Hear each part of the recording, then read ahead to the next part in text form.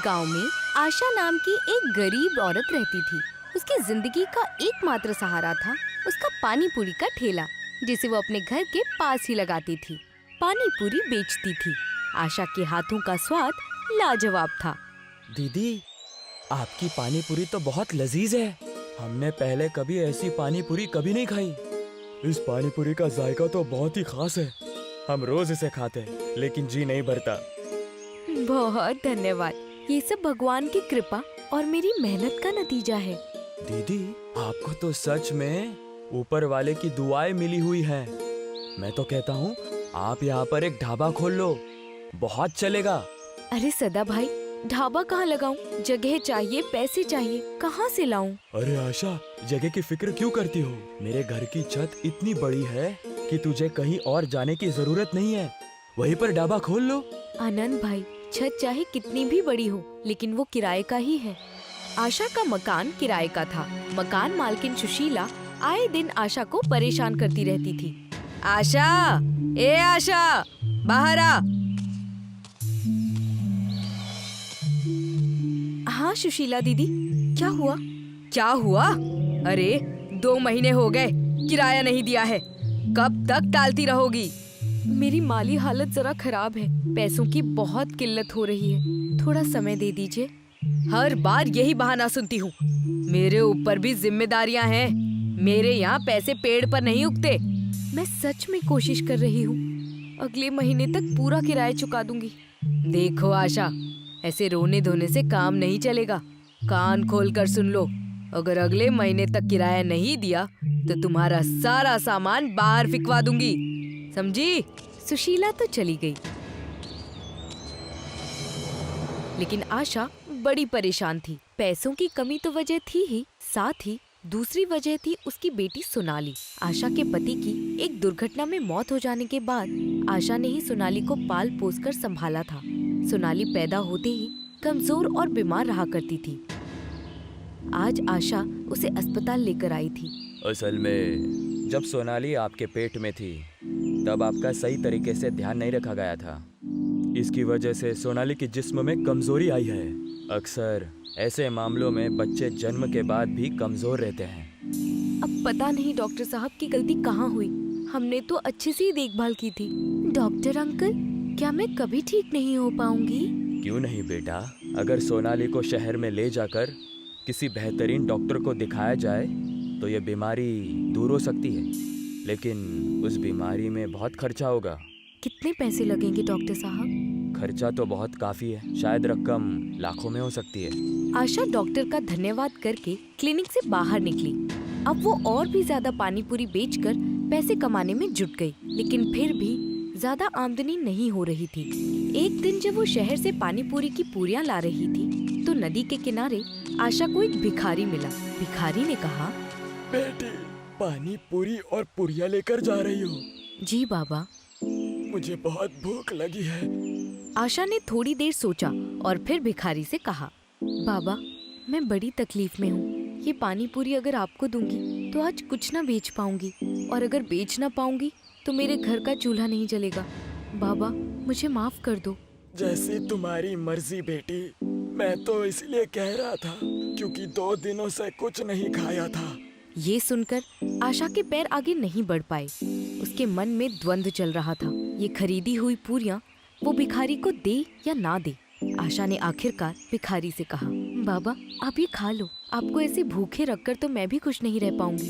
ये पूरियां आप रख लीजिए। आशा ने अपनी पानी पूरी का थैला खोलकर भिखारी को पूरियां दी। भिखारी ने पूरियां खुशी खुशी खाईं। उसे खाते देखकर आशा के मन को समाधान मिला। बेटा, तुमने आज मुझे खुश कर दिया। तुम्हारा दिल बहुत बड़ा है। मुझे पता है तुम बहुत परेशान हो। जी बाबा, परेशान तो हूँ। सुशीला को 2 महीनों का किराया देना है, नहीं तो वो तुम्हें घर से निकाल देगी। साथ ही सोनाली का इलाज भी करवाना है, उसके लिए पैसे भी चाहिए। ठीक कहा ना? आशा ये सुनकर चौंक गई। उसे अपने कानों पर विश्वास नहीं हुआ। बाबा, ये सब आप कैसे जानते हैं? मैं सब जानता हूँ बेटी। तभी भिखारी के हाथ में एक घड़ा आया। वो भिखारी से बदलकर एक देवदूत बन गया। देवदूत ने वो घड़ा आशा को देते हुए कहा, बेटा, ये जो घड़ा है इसे तुम लेकर जाओ। इसमें से जो तुम चाहोगी वो अनाज निकल सकता है। इस अनाज से तुम जो भी खाना पकाओगी वो बहुत ही लजीज होगा। उसे खाकर लोग बहुत खुश हो जाएंगे। ऊपर वाले की तुम पर दुआएं हैं। जाओ, जाकर अपने छत पर एक ढाबा शुरू करो और उस पैसों से अपनी जिंदगी बेहतर करो और सोनाली का अच्छे डॉक्टर के पास इलाज कराओ। लेकिन आप कौन हैं? मैं एक देवदूत हूँ। मुझे ऊपर वाले ने भेजा है ताकि मैं तुम्हारी मदद कर सकूं। तुमने इतने मुश्किल हालात में भी अपनी पुरिया मुझे देकर नेकदिली का एहसास कराया है। जाओ, जाकर ढाबा खोलो। आशा आगे बढ़ी। जब वो घर पहुंची तो उसने देखा कि घर की छत पर टेबल और कुर्सियां लगी हुई थीं। आशा ने तुरंत एक छोटे से ढाबे की शुरुआत कर दी। वो घड़े से अनाज निकालती और उसे प्यार से पकाकर लोगों को खिलाती। अच्छी आमदनी होने लगी। सोनाली का इलाज भी शुरू हुआ। जल्द ही उसके जादुई ढाबे की चर्चा पूरे गांव में फैल गई। लोग दूर दूर से वहां खाना खाने आने लगे। अरे, ऐसा जायका मैंने कभी अपनी जिंदगी में नहीं चखा। दीदी, मैंने कहा था ना कि ढाबा खोलिए। देखा, कमाल हो गया ना। बिल्कुल ठीक कह रहे हो सदा। यहाँ का खाना ना सिर्फ पेट भरता है बल्कि दिल को सुकून भी देता है। और देखो, अभी सोनाली की तबीयत भी ठीक हो रही है। मैं बस यही चाहती हूँ कि लोग आएं और मेरे बनाए भोजन का आनंद लें। उनकी दुआएं मेरी बच्ची को लगे। गांव के लोग तो आनंद ले रहे थे, लेकिन अपने घर में बैठी सुशीला को आशा की तरक्की हजम नहीं हो रही थी।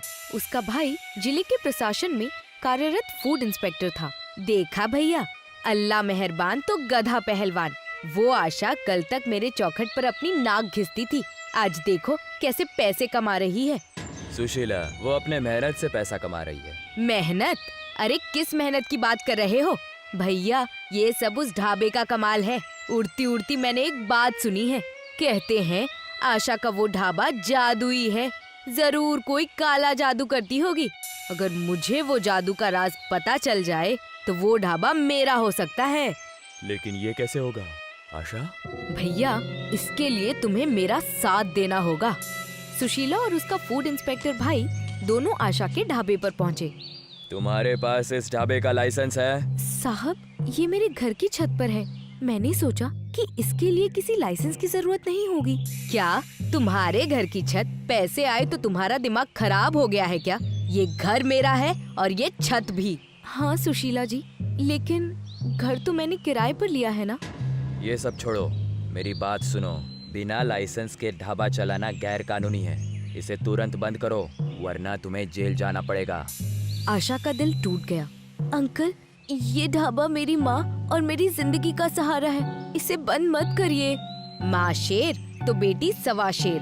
तेरी माँ काला जादू करके लोगों को लुभा रही है। इतना पैसा कमा लिया है, अब लाइसेंस के लिए भी पैसे दे दे, नहीं तो ये घर अभी के अभी खाली कर।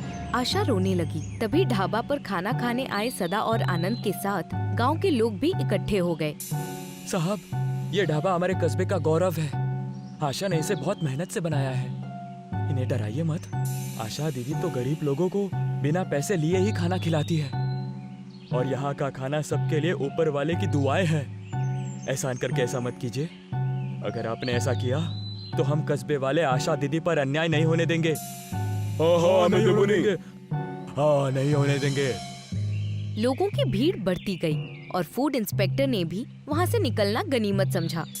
ठीक है, अगर ये ढाबा इतना जरूरी है तो मैं इसे बंद नहीं करूँगा, लेकिन लाइसेंस तो बनवाना ही पड़ेगा। अगर जल्दी लाइसेंस नहीं बना तो मैं ये ढाबा बंद कर दूंगा।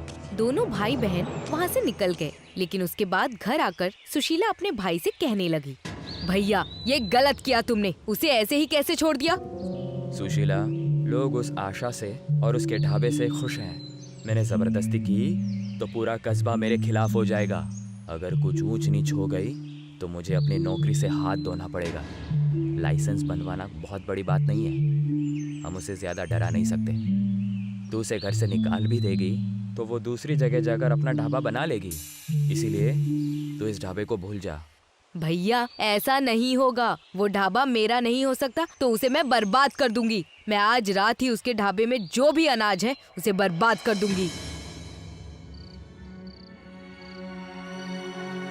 सुशीला रात को ढाबे में घुस गई, लेकिन जैसे ही उसने बर्तनों को छुआ, अचानक वहाँ देवदूत प्रकट हुए। सुशीला को अपनी आंखों पर यकीन नहीं हुआ। सुशीला, तुमने लालच और जलन में आकर दूसरों की मेहनत को बर्बाद करने की सोची, लेकिन ये ढाबा मेहनत, नेक दिल और ईमानदारी का प्रतीक है। इसे कोई नुकसान नहीं पहुंचा सकता। अगर तुमने इसे नुकसान पहुंचाने की गलती की तो तुम्हें अपनी जान गंवानी पड़ेगी। सुशीला डर के मारे कांपने लगी। तभी वहाँ आशा भी पहुँच गई। सुशीला देवदूत से माफी मांगने लगी। हे प्रभु, मुझसे बहुत बड़ी गलती हो गई, कृपया मुझे माफ कर दीजिए। माफी मांगनी है तो आशा से मांगो, उसकी मदद करो, उसका साथ दो, तभी तुम्हारे पाप धुलेंगे। मैं तुम्हारी तरक्की से इतना जलने लगी थी कि मुझे सही और गलत में फर्क करना नहीं आया। मैं तुम्हें इस ढाबे को आगे बढ़ाने में मदद करना चाहती हूँ। सुशीला दीदी, आप सही रास्ते पर लौट आई, यही बहुत है। माफी मत मांगिए। किसी की तरक्की से जलने से आपको कोई फायदा नहीं होगा। आप मेरे साथ जुड़ने के लिए तैयार हुई, इसका मुझे आनंद है। हम मिलकर इस ढाबे का इस्तेमाल लोगों की भूख मिटाने और प्यार बांटने में करेंगे।